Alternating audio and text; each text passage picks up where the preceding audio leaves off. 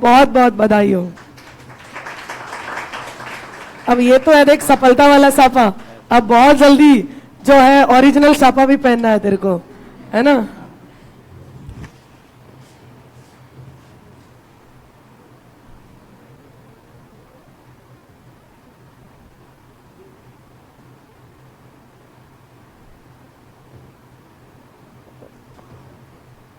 हो गई, ठीक है, बहुत बहुत धन्यवाद और जरूर सफल हो। Thank you thank you thank you.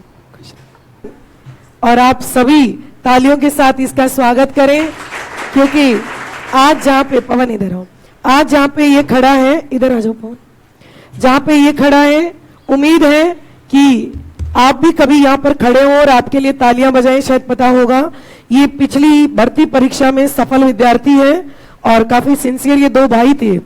इनके बड़े भाई अपने पास में सब्जेक्ट था इनका संस्कृत और संस्कृत से तैयारी करते थे, और ये इनका साइंस था और ग्रेड 3 के लिए इन्होंने संस्कृत मुझसे पढ़ा था।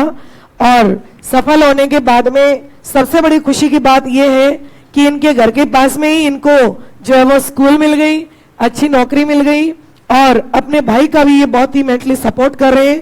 किसी कारणवश वो छोटे से पॉइंट से वो रह गए थे, और उम्मीद नहीं भाई, एक भाई का सपोर्ट होता है, मैं इनको अभी भी यही कह रही थी कि एक भाई का सपोर्ट होता है तो दूसरा भाई जरूर सफल हो जाता है, तो जरूर वो भी अगली बार जरूर सफल होगा। और अपना एक्सपीरियंस आपके सामने 5 मिनट ये आपसे मिलना चाहता है और आपसे बात करेगा, और ये आपको वो बताएगा कि इसने अपने इसमें और आप में क्या फर्क है। ये भी ऐसा ही था, और जिस तरह से आप मेरे विद्यार्थी सामने बैठे हो वैसे ही ये बैठ के पढ़ता था, पर आज ये खास क्यों हुआ, क्योंकि इसने उस संघर्ष को सफलता में बदल दिया। सेम यही चीज मायना रखती है। जब हमारे सामने कोई सफल खड़ा होता है, हमारे अंदर एक प्रोत्साहन की भावना होती है, एक मोटिव मिलता है कि हाँ मैं भी कर सकता हूं, और पता नहीं कौन सी बात कब कहां हमारे दिमाग में लग जाए और वो चीज हमारे परिणाम को सकारात्मकता में बदल दे। तो पवन, आपका बहुत बहुत स्वागत है संस्कृत समृद्धि परिवार में। और आप अपने जो ये तुम्हारे जैसे ही ये भी उम्मीद अभी यही कर रहे हैं, तुम जो मैडम मेरा सिलेक्शन हो जाएगा क्या, तो आपको एक ही जवाब था कि जरूर आपका होगा। आज ये भी यही पूछते हैं मैडम मेरा सिलेक्शन हो जाएगा क्या, तो आप अपना एक्सपीरियंस इनको एक बार जरूर आप बताएं। Good morning everyone, thank you ma'am.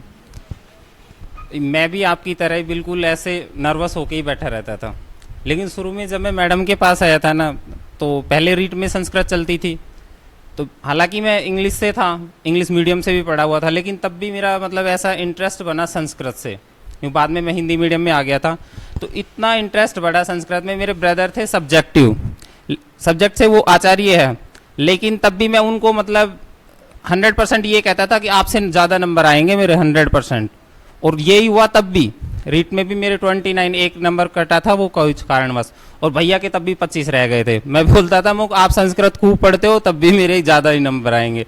Last में फिर वो दोबारा से वो चेंज होने से भाई वो हटा दिया गया था संस्कृत। तो मैम से मैंने एक ही सीख ली थी कि भाई एक ही चीज़ को, कंटेंट को, कि कुछ भी पढ़ लो, कहीं से पढ़ लो, जरूरी नहीं है कि भाई अपन यहाँ से पढ़े, बाहर से पढ़े, कहीं से भी पढ़े, एक बार जो कंटेंट ले लिया उसी को बार बार पढ़ते रहें, बस यही है, वो ही सिलेक्शन करवा सकता है। अगर अपन ऐसे भटकते रहेंगे, कभी कुछ पढ़ा कभी कुछ पढ़ा, तो ऐसे तो बिल्कुल कुछ भी नहीं होने वाला, क्योंकि अगर बार बार उसी को रिवाइज करेंगे ना, तो 70% मैक्सिमम अपने कवर हो जाता है, और इतना ही 60-70% ही अपने को लेना होता है, इतना ही सफिशिएंट होता है। ये तो है नहीं कि भाई 100% अगर किसी की बुक से पढ़ोगे आप तो 100% ही उसमें से आएगा, नहीं आएगा। 90% 80% इतना तक आ सकता है, 10% तो तब भी झूठ जाता है उसमें से। तो ये है कि कंटेंट एक साथ ले लो आप, और उसके बाद कंटिन्यू उसी को रिवाइज करते रहो, 5 दिन में 10 दिन में, मतलब उसका कंटिन्यू आना चाहिए। ये नहीं है कि भाई आज यहाँ पढ़ लिए, कभी और किसी की बुक पढ़ ली, और किसी की बुक देखी बच्चों की और वहाँ से उठा ली कि भाई ये नोट्स में पढ़ लेता हूँ, ऐसे तो बिल्कुल सिलेक्शन नहीं होगा। तो मेरा कहना तो क्या है कि मैं भी आप छोटा ही हूँगा शायद, तो बहुत अच्छा लगा वैसे मैडम से मिलके। मुझे मेरा वो था मन कि मैडम से मैं बिल्कुल एक बार मिलके और बात करके आऊँ। ठीक है, तो बहुत बहुत धन्यवाद, thank you ma'am. Thank you Pavan. और सही बात है कि एक ही चीज को 5 जगह से पढ़ने की बजाय 5 बार पढ़ना चाहिए, उससे हम कंफ्यूज नहीं हो। और ये तो पहले दिन आपके माइंड में शिफ्ट कर दिया जाता है। कोई भी 100% नहीं होता है, कोई भी नहीं होता है। पहले ही दिन आपका जब बैच शुरू होता है तब मैं ये कहती हूं कि आप जो पेपर दे रहे हो उसमें 95% आपके कंटेंट में से आ रहा है, वो आपकी जीत है। 90% आ रहा है, आपकी जीत है। उस 90% का 89 मत बनाओ। उस 90 का आप 90 तभी दे पाओगे जब आप उसको बार बार पढ़ रहे हो। बाकी कमी तो हम ये कहें कि हमारा बस चले तो हम किसी में भी निकाल सकते हैं। कात्यायन ने भी पाणिनि के सूत्रों में 5000 अपवाद ढूंढ दिए थे। तो देखिए, सोचने को कुछ भी सोच सकते हैं, कहने को कुछ भी कह सकते हैं, पर एक सफल विद्यार्थी के मार्गदर्शन में मैं आपको ये कहूंगी कि एक दिन आप भी इस जगह इसी रूप में होंगे और सच में बहुत बड़ी खुशी होती है।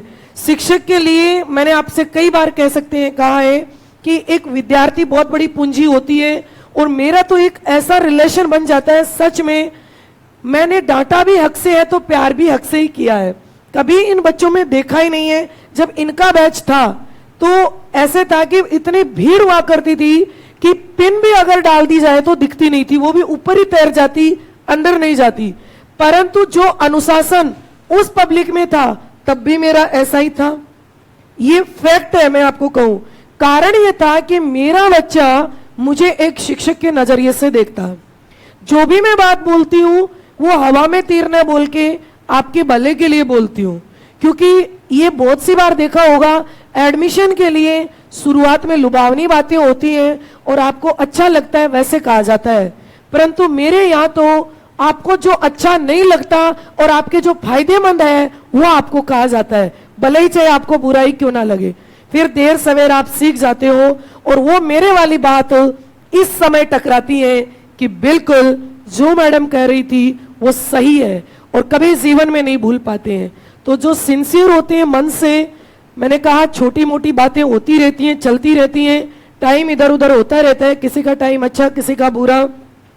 अभी मेरी और पवन की यही बात चल रही थी। मैंने कहा आपके बड़े भाई बहुत सिंसियर थे, कक्षा में बहुत शालीन रहा करते थे और बहुत एडवांस थे, बहुत ही टैलेंट था बंदे में, वोकेबलरी और हर एक चीज को फनी बना देते थे, चाहे बर्थडे हो चाहे कुछ भी हो। मुझे आज भी याद है कि क्लास में बस मौका मिलना चाहिए था कुछ भी बोलने का, जो शौक था उनको माइक पे बोलने का, यहां तक कि वो कोई और बहाना नहीं मिलता तो मतलब ये याद रखते थे कि मुझे आज भी याद है मेरे बच्चों का भी बर्थडे होता तो वो माइक लेके यहाँ खड़े होते, जैसे ही मैं आती तो वो गाना गाने लग जाते थे, हैप्पी बर्थडे बच्चों का, ये वो, मतलब बहुत शौक था।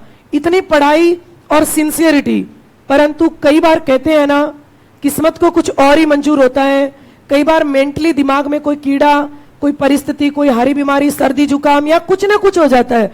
पेपर करते समय भी कई बार दिमाग अलग तरह का चली जाता है। आपने तैयारी की, पूरी साल मेहनत की, पर 2.5 घंटे में मान लो उस दिन कोई फीवर वीवर हो गया, बुखार हो गई, तो बैलेंस बिगड़ जाता है। तो मैं इनको भी यही कह रही हूं, एक भाई होने के नाते ये भी आज यही मुझसे संकल्प लेके जा रहे हैं कि जरूर उनका भी ये सपोर्ट करेंगे और इनसे आप भी यही संकल्प लेंगे कि सफल होने वाला अलग नहीं है। मुझे तो ये तुम्हारे जैसा ही दिख रहा है भाई, ये अलग दिख रहे हैं क्या? वैसे ही 2 हाथ है, वैसे ही ये तुम्हारे जैसा ही प्राणी है, कुछ अलग नहीं है ना? तो बताओ, जब इसका हो सकता है तो आपका सिलेक्शन कौन रोकेगा? सफल होने वाले अलग नहीं हुआ करते हैं, अलग राह पर चलते हैं।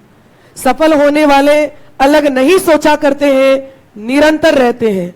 सफल होने वाले सपने नहीं देखा करते हैं, उद्यम या काम और परिश्रम करते हैं। सफल होने वाले अपने आप में खोया नहीं करते हैं, वो केवल और केवल वर्तमान में जीते हैं। सफल होने वाले भटकते नहीं हैं, स्थिर रहते हैं और दृढ़ रहते हैं। एक दिन निश्चित रूप से आपको सफलता जरूर मिले, इसके लिए आज हम सभी यही उम्मीद और कामना करेंगे।